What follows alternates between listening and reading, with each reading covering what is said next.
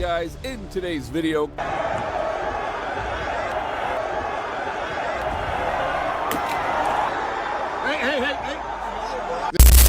What's up, guys? In today's video, hey, this gate blew past $25 million, making it the biggest gate in company history. Conor McGregor's return could be setting the stage for the biggest super fight MMA has ever seen. On top of that, the MMA world is weighing in with their predictions for the main event. That interview? Absolutely wild. We're talking Conor's viral interview, a potential Topuria versus Paddy Pimblett showdown that could go down in either the UK or Spain, Dustin Poirier's heartfelt update, and Israel Adesanya's surprising gym departure. Plus, Arman Tsarukyan just took to Instagram with a sincere, heartfelt apology to the Georgian people.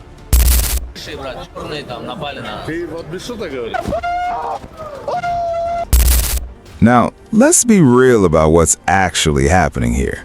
Conor McGregor hasn't fought in 5 years. That fact alone is enough to grab everyone's attention. And on top of that, this isn't just any comeback. It's a long-awaited rematch, with McGregor stepping back up to welterweight. If he wins, it opens the door to some of the most insane matchups this sport has ever seen, including a potential clash with Islam Makhachev, whose team has already publicly shown interest. Every layer of this story adds more fuel to what's already a massive fire. Now, the talk of a super fight between Conor and Ilia Topuria pretty much died the moment Topuria lost to Justin Gaethje, but Conor versus Islam Makhachev, that fight is still very much alive and relevant. And really, it only takes one thing to make it happen.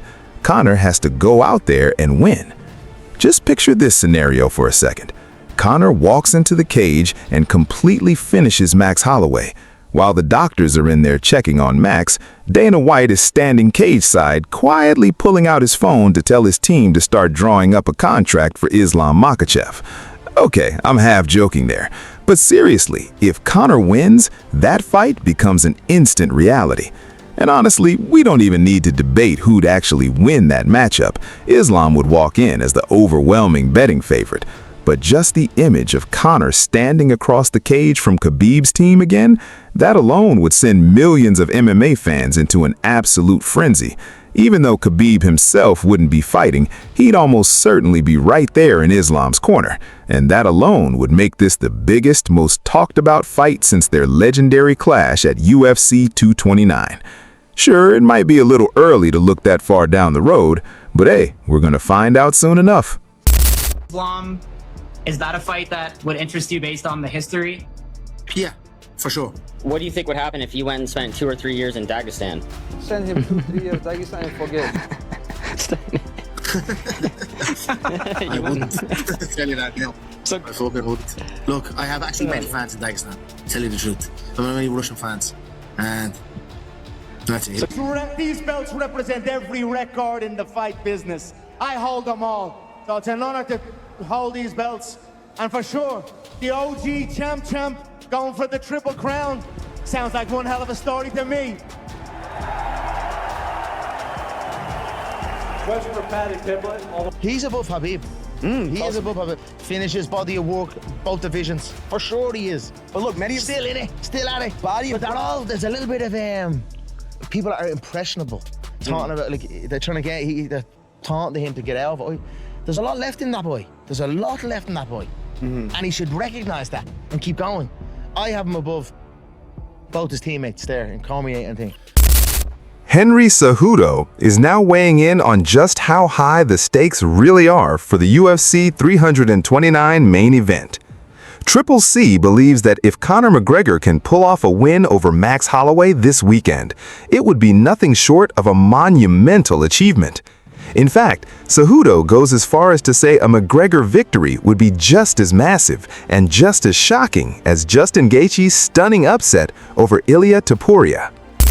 It's yet to be seen. I think that's the part that's just a surprise, because if Conor does, just imagine if Conor does beat Max Holloway, it'll be just as big as Justin Gaethje beat Ilia Topuria. You know what I'm saying? Relax. You know what that does? That puts Conor back into that title picture, and you set up that fight between him and Justin Gaethje. And it's not just McGregor carrying this card. UFC 329 is genuinely stacked from top to bottom. Robert Whittaker is on there. Benoit Saint Denis versus Paddy Pimblett is shaping up to be an absolute war. There's plenty here worth watching. But make no mistake, this entire event lives and dies with Conor and Max.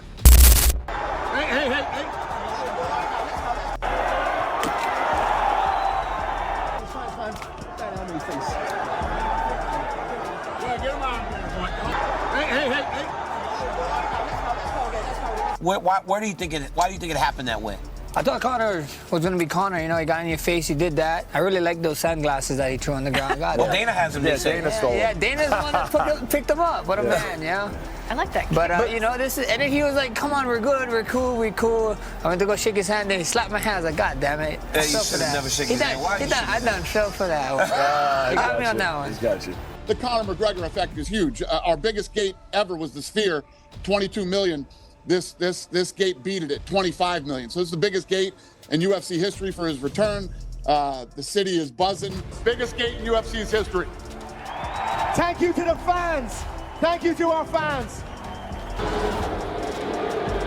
So good. So good, baby. The man is back. Fear, baby.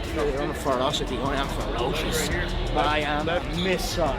Left inside. I am a missile. That was great. That was good fun. Typical Conor. We're fine. During a recent genuinely funny interview with Nina Drama, Conor McGregor couldn't hold back the laughter when she brought up Sean O'Malley recreating his viral video. Conor even joked about it himself, saying it was funny because of his colorful hair. It was funny. Does I have colorful hair? Colorful hair? That was so funny, that was. It was funny. I like Sean, he's a funny He's bastard. good. No, oh my God, I tell you what, I had some giggle off that Sean O'Malley fella. You're doubting me? You're doubting me? He's always trying to beat me, wants to beat me, as big as me. So just let it go, man, just let it be. Why you? He's good. Like now that he's himself. And you ain't me, baby. Well, he isn't, but look, he's a funny guy. He's funny. But he's not as funny as you, Conor. Okay. Funny how? Funny doesn't Funny joke.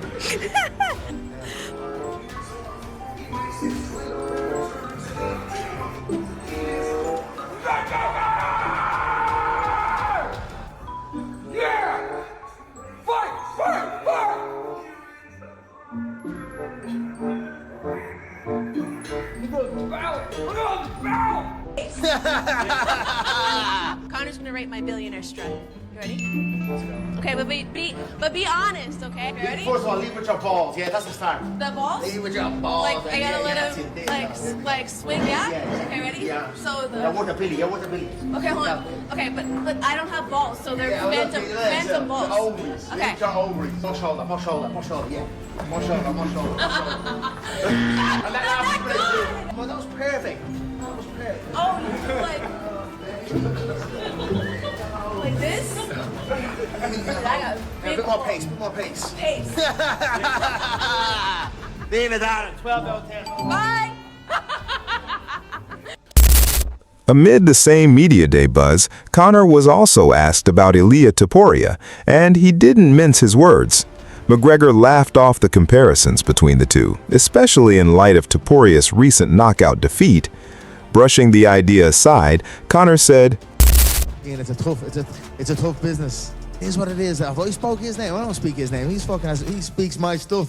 He quotes me, and as it says, I find it amusing. You know, it's a sign of, you know, I inspired people. I motivated people. I'm happy with that. He got bust up bad in his last fight. All the best. I don't know. It is what it is. Let's see how he comes back. You know, there you go.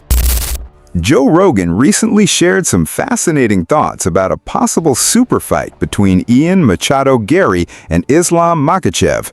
During a recent podcast, Rogan said the rising Irish contender genuinely has a realistic shot at defeating the pound-for-pound king. However, there's one major condition. Rogan explained that Gary absolutely has a path to victory, but only if he can somehow avoid ending up on the ground. Find a way to stay off the ground. I like the fight. I think Ian has a real chance. I do too. I think early he does, but if he gets taken down repeatedly, if he gets taken down, he might just get smushed. He might just get choked and smushed and choked. I don't know. Yeah, but he struggled with Shavkat on the ground. He did, but again, that's a couple of years ago. Yeah. It's not like he's not getting better. I mean, that dude. And he's smart. Like he knows how to get himself prepared. Super for a fight. I just think he's got his edge is on the feet, obviously. So I think that's where if he's going to win, that's where he will. I don't know why people don't like him. I love him. Benoit Saint Denis versus Paddy Pimblett is shaping up to be an absolute war. And if Paddy can somehow come out on top against BSD, we could be looking at another huge super fight. The bad blood between Ilia Topuria and Paddy Pimblett goes back years, and fans have been waiting to see them finally settle their rivalry inside the octagon. But before that can happen, Paddy first has to make it through a brutal battle against one of the most dangerous lightweights in the division. Joe Rogan always gets fired up whenever the discussion shifts to a potential clash between Ilia and Paddy, especially if it takes place in England. It would be huge. Hell yeah. Because they have history. Because they have history. That's right. They got That's beef. the fight. Yeah. That would be a mega That's the fight you make. Do that shit in London. I think that's the right comeback fight for Ilya. And also, do that shit in England. Joe's like, I'm going. Oh my God! Now I don't want to get caught in a riot. And not for anything. They Be would careful. They might lock you up for your social media when you get over there. They would. Justin Gaethje isn't holding anything back when it comes to a potential fight between Ilia Topuria and Paddy Pimblett. Gaethje was completely blunt, making it clear that Topuria operates on an entirely different level when it comes to danger. In his view, Ilia defeats Paddy 97 out of 100 times. Gaethje the better fight, Ilia or Paddy? Having fought both men, which fight would you say is more challenging? Well, I mean, Ilia is one of the best in the world. I mean, he is one of the most dangerous fighters that there is, and he's a lot more dangerous than Paddy Pimblett.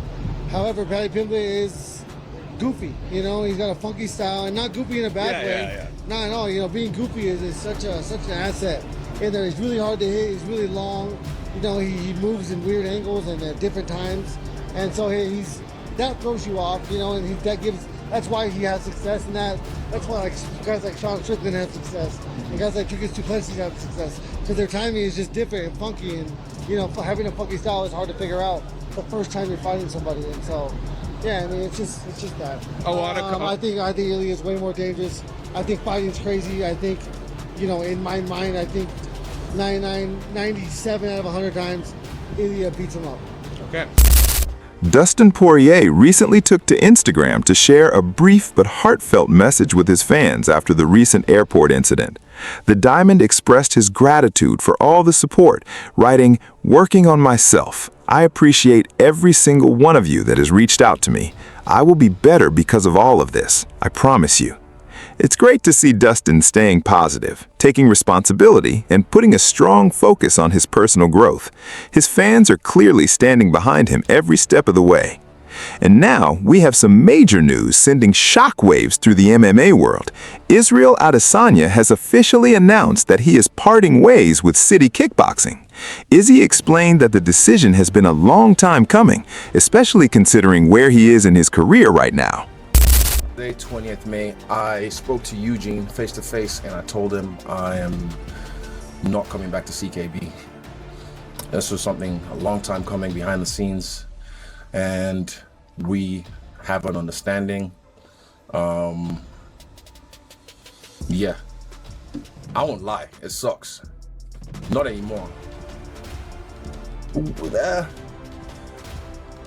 Grief comes in waves for me.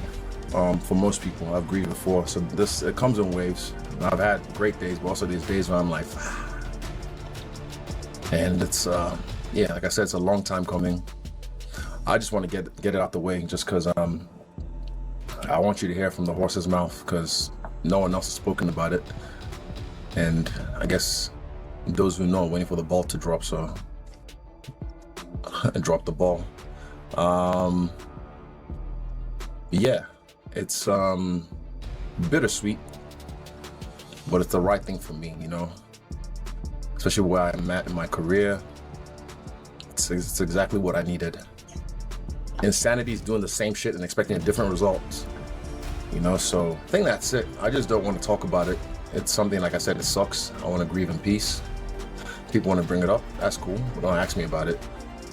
I don't even do interviews anyway, so no one's gonna ask me shit. 2009 is when I first went to CKB. Well, 2010 is when I moved over and I established myself in Auckland to train at CKB. And CKB made me into the fighter that I am today.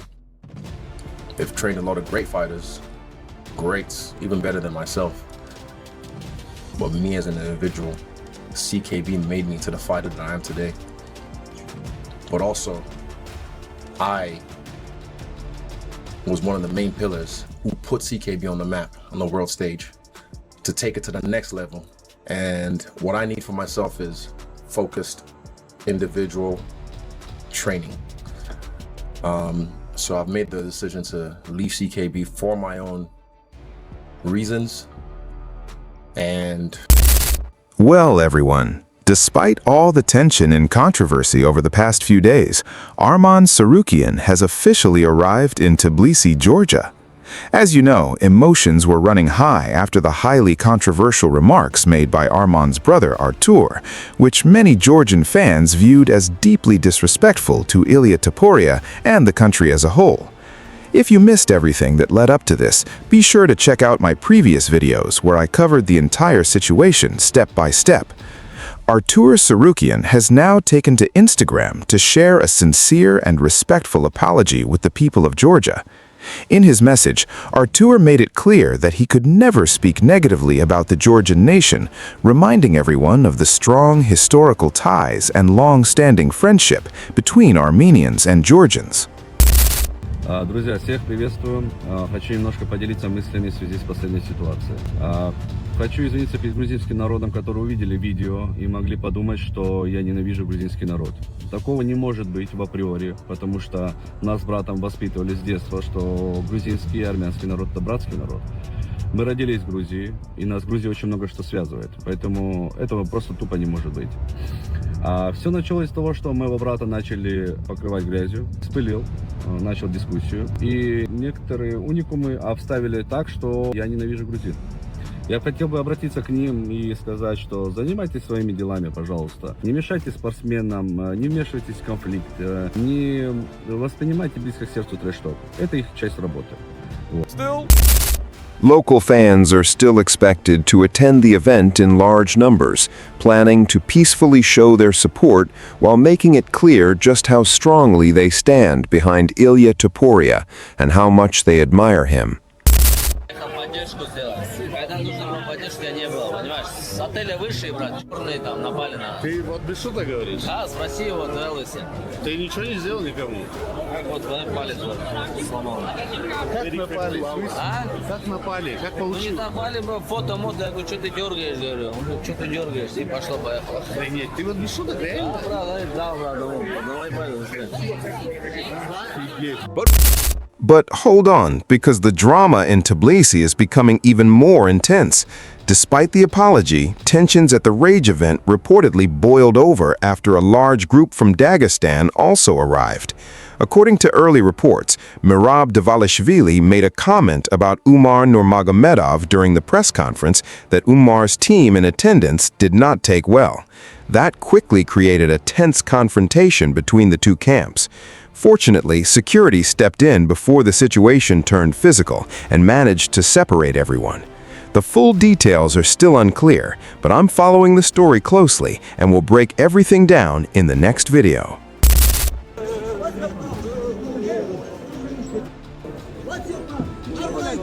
What's your problem?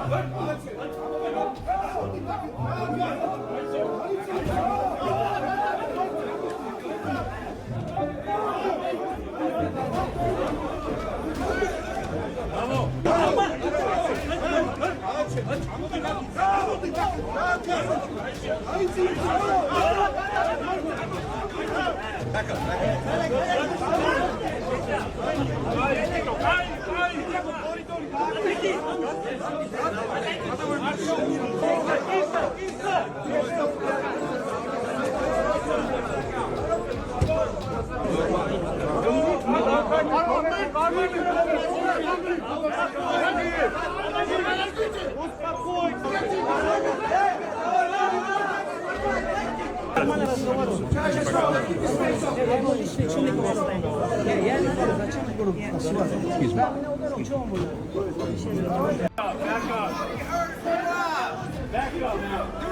hurt Merab!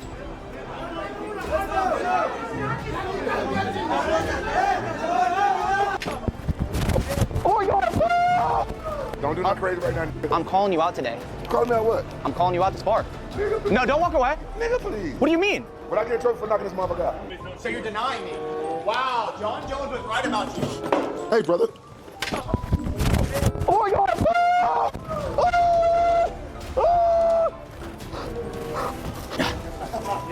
It's okay. I'll be back for you. This is just the beginning. I can only take so much. Dude kept with me. No, I didn't throw him. Damn, that motherfucker threw the shit out of me. Stop, he was slipping. I tried to stop him.